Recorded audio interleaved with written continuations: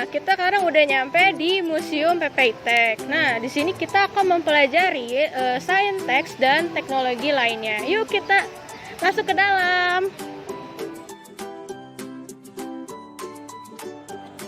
Oke, selamat pagi semua. Selamat datang ya di wahana Tesla Coil. Nah, di sini ada yang tahu nggak Tesla Coil itu apa sih? Ada yang tahu nggak? Mungkin ada yang pernah belajar tentang Tesla Coil? Ada yang tahu nggak nih? Nggak ada. Oke.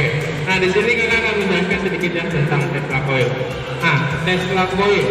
Tesla itu diambil dari seorang ilmuwan ya yang bernama Nikola Tesla. Betul sekali, Nikola Tesla ya. Coil itu adalah sebuah kumparan. Nah, kumparannya itu adalah ini namanya coil. Ya, coil. Nah, Tesla coil ini itu adalah sebuah rangkaian transformator. Transformatornya yang mana? Nih, transformatornya itu adalah yang warna hijau. Nah, ini namanya adalah trafo. Fungsinya untuk apa? Fungsinya adalah untuk menaikkan tegangan listrik. Jadi tegangan kita awalnya itu adalah 220 volt. Nah, yang kita hasilkan sekarang ini adalah kurang lebih sekitar 1,2 juta volt atau setara dengan petir. Nah, nggak kebayangkan tuh kalau misalkan kita tersambung oleh tadi Tesla coil ini. Nah, tujuan dari Tesla coil ini adalah untuk menghasilkan sumber daya listrik tanpa kabel. Nah, di sini saya sudah mempunyai satu buah lampu neon. Oke, di sini saya sudah memegang satu buah lampu neon. Di mana biasanya kalau di rumah untuk menyalakan lampu neon itu harus dihubungkan dengan apa? Utamanya apa? Listrik. Lalu yang kedua pasti harus membutuhkan kabel. Nah, di sini saya akan menyalakan lampu neon ini tanpa menggunakan kabel. Kira-kira bisa nyala nggak? Hah? Enggak, ada yang bilang bisa, ada yang bilang enggak ya. Oke, langsung aja kita buktikan ya. Perhatikan lampu neonnya. Oke, kita hitung sampai 3. 1, 2, 3. Nyala nggak? Perhatikan lagi lampu neonnya. Perhatikan di sini. Oke, perhatikan ya. Kita hitung sampai 3 ya. 1, 2, 3. Nyala nggak? Nyala. Tepuk tangan dulu dong, tepuk tangannya nih. Nah, berarti Nikola Tesla berhasil menciptakan sumber daya listrik terbuat dari bahan besi atau biasa dikenal dengan bahan konduktor. Nah, yang kita tahu konduktor itu adalah penghantar listrik ya, sangat-sangat baik ya, betul ya. Nah, tapi uniknya tegangan yang dihasilkan dari Tesla coil ini itu tidak akan mampu masuk ke dalam sangkar Faraday-nya. Nah, biar nggak penasaran, di sini kakak butuh 3 relawan untuk masuk ke dalam sangkar. Ada yang berani ya? Nah, nanti di dalam sangkar kalian harus memegang sangkar Faraday-nya. Ayo, ada yang berani nggak? 3 relawan untuk masuk ke dalam sangkar. Kita langsung ke sebelah saya, ke belakang saya. Ada yang berani nggak? 3 orang relawan untuk masuk ke dalam sangkar Faraday. Mungkin di depan saya ada yang berani? Ada yang berani nggak? 3 orang untuk masuk ke dalam sangkarnya. Ada yang berani nggak? Nggak ada. Oke, kalau nggak ada yang berani, apa yang masuk ke dalam sangkarnya ya? Boleh ke sini.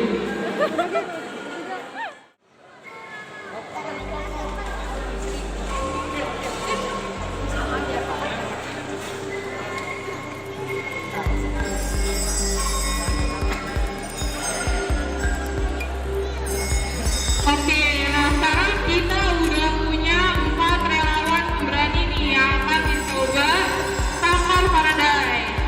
Apakah bila Tesla coil ini dinyalakan, apa yang terjadi? Sama relawan kita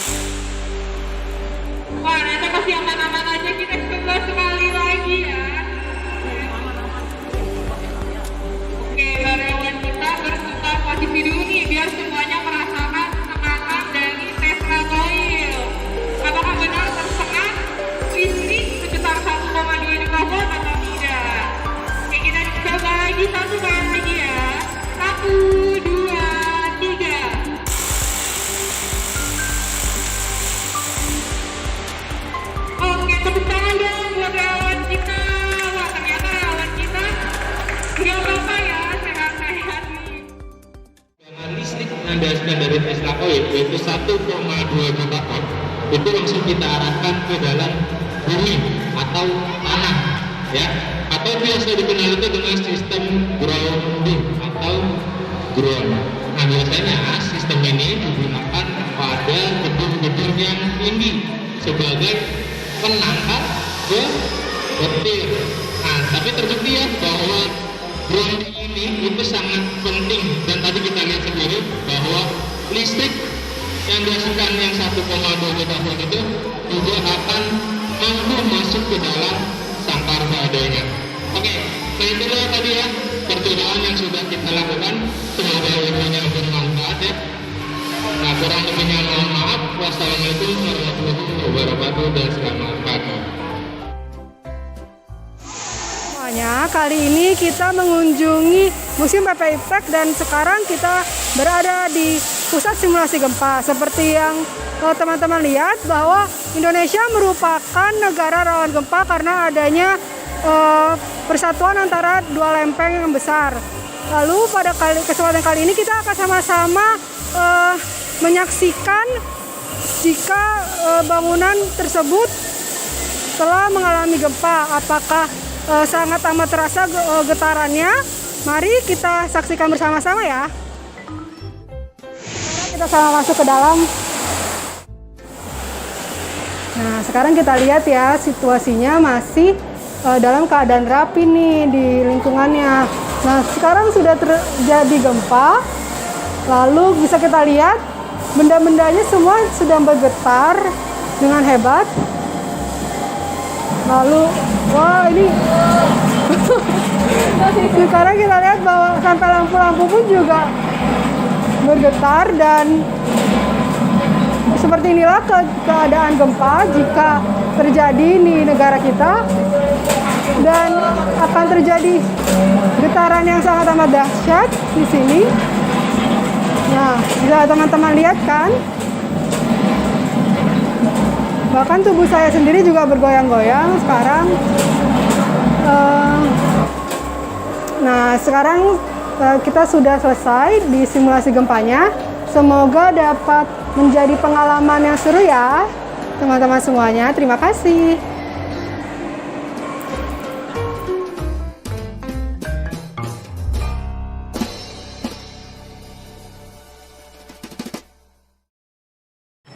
Halo, perkenalkan nama saya Jessica Miranda Dining Tias.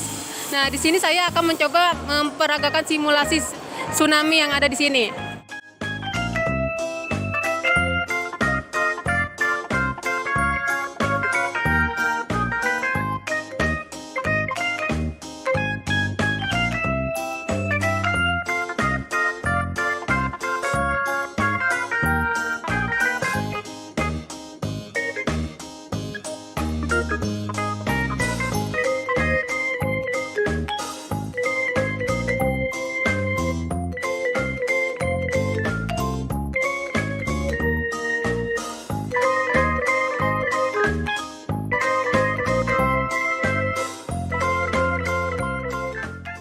Oke, baik teman-teman. Nah, di sini saya akan jelaskan. Jadi tsunami itu penyebabnya itu bermacam-macam. Ada yang terjadi karena gempa di bawah laut, ada yang karena gunung meletus, dan ada juga karena yang berasal dari meteorit. Nah, peragaan tadi itu berasal itu dari bawah laut nih, dari tekanan bawah laut yang menyebabkan air laut naik lalu tersapu ke daratan.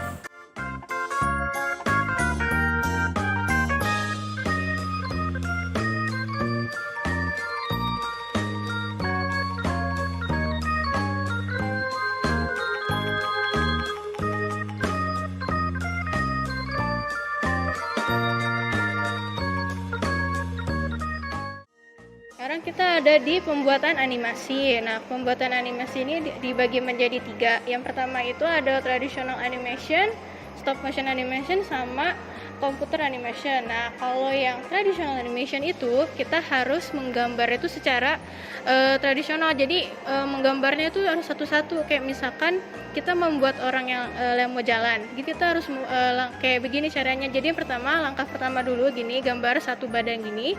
Selanjutnya itu kayak langkah keduanya itu kayak buat lagi maju gitu sampai seterusnya. Kalau sudah jadi ntar nanti hasil gambarnya itu jadiin satu.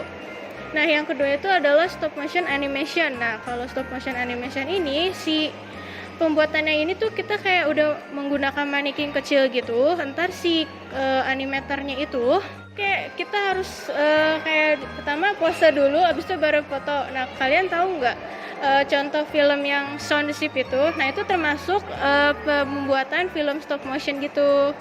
Nah yang ketiga itu computer animation. Nah itu dia lebih canggih daripada yang stop motion sama tradisional itu. Nah teman-teman, jadi kita akan mengikuti ruangan ini akan memperlihatkan gimana sih yang tinggi jadi pendek dan pendek jadi tinggi. Nah penasaran kan maksudnya apa? Ayo kita masuk. Nah ini bukti video kalau kita tingginya beda kan? Aku lebih tinggi dan Kaisa lebih pendek. Iya. Nah nanti kalau kita masuk, kita buktiin nanti Kaisa bisa jadi lebih tinggi daripada aku. Nah, kalau kita lihat di kamera, aku lebih pendek kan daripada Kaisa. Ini adalah sebuah ilusi ruangan. Nah, kalau misalkan di Kaisa itu ruangannya jadi terlihat lebih Kaisa lebih menguasai ruangan, sedangkan aku masih ada rongga di sininya. Jadi aku lebih kelihatan pendek daripada Kaisa. Dilihat sendiri ya dari layar. Nah, tukeran nih Kaisa. Yeah. Nah, lihat kan beda tingginya. Kaisa jadi lebih jauh lebih pendek daripada aku, sedangkan aku lebih tinggi daripada Kaisa. Nah, sudah jelas kan teman-teman?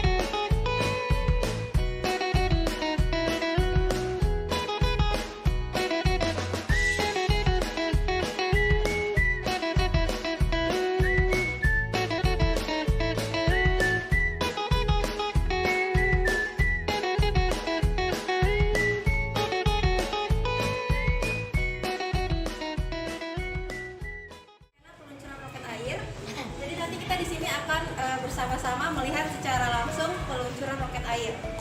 Sebelumnya sudah ada yang pernah melihat belum peluncuran roket air secara langsung? Ada yang pernah lihat? Atau mungkin di TV, di media sosial? Belum ada, berarti ini first time ya, atau pertama kali melihat peluncuran roket air. Nah, sebelum kita meluncurkan roket airnya, di sini saya ingin memberikan sedikit penjelasan tentang roket air itu sendiri. Jadi kalau di PPITEK roket airnya seperti ini, dan bisa terlihat bahan utamanya adalah botol ya. Jadi di sini kita memakainya botol plastik atau lebih tepatnya memakai botol bekas minuman bersoda. Jadi kita memakainya botol bekas minuman bersoda, tidak memakai botol bekas minuman air mineral biasa. Dikarenakan botol bekas minuman bersoda bahannya lebih tebal dan lebih kuat terhadap tekanan. Di sini kita pakainya botolnya ada dua, ada bagian atas dan bagian bawah. Kemudian bagian bawah dengan bagian bawah botolnya disambung tanpa dipotong, jadinya seperti ini. Ya, jadi tidak ada potongan. Nah, kemudian botol yang kedua ini atau yang bagian bawah ini nanti akan kita isi dengan udara maupun air. Gitu. Nanti kita akan meluncurkan dua roket air, ya, dua roket air secara bergantian. Roket air yang pertama kita akan luncurkan dengan isi udara. Ya, nanti kita akan mengisi udara ke dalamnya dengan cara dipompa. Kemudian roket yang kedua kita isi dengan udara dan air.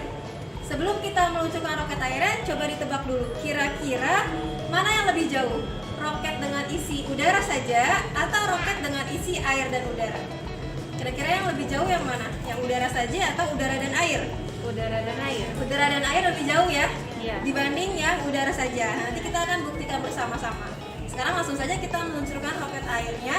Nah, di sini kakak butuh 2 orang bantuan nih. Siapa yang mau maju? Boleh. Kita akan meluncurkan roket yang pertama, yaitu yang isinya udara saja. Pertama kita hubungkan roketnya dengan alat peluncurnya ini. Seperti ini kita sambungkan. Nah, kemudian dipompa atau dimasukkan udaranya. Kita pompa, boleh? Ini sampai 40 di sininya ya. Yuk, terus sampai tekanannya dia menunjukkan angka 40. Terus sudah 40. Nah, nanti kita akan langsung meluncurkan roketnya dengan cara menarik rem seperti ngerem sepeda. Sekarang Seva boleh? Ya, bergantian ya. Iya. Nanti hitungan ketiga langsung direm seperti ngerem sepeda ya. Boleh di ke samping sini. Ya. Ini hitungan ketiga ya, langsung direm ya. Kita hitung bareng-bareng ya. 1, 2, 3. Hore. Nah, itu yang roket dengan isi udara. Sekarang kita melakukan percobaan yang kedua, yaitu roket dengan isi udara dan air. Oke. Sekarang kita isi airnya dulu ya. Boleh? Siapa yang pegang roketnya? Pegang aja roketnya sendiri. Ya, pelan-pelan aja. Pelan-pelan deh. Kenapa tidak penuh airnya? Karena kalau kepenuhan nanti roketnya meluncurnya kurang optimal. Itu karena keberatan. Terus, jadi stabilnya 300 sampai 500 ml. Airnya di atas aja kan. Ini semua terlepas gitu. Terus? Oke, cukup ya. Nah, sekarang kita luncurkan nih. Nah, yang lainnya boleh agak ke pinggir. Ya, supaya tidak basah nanti ya kena roketnya ya. Yuk, boleh. Nanti ya, hitung sampai 3 ya. Hitung bareng-bareng. 1, 2, 3.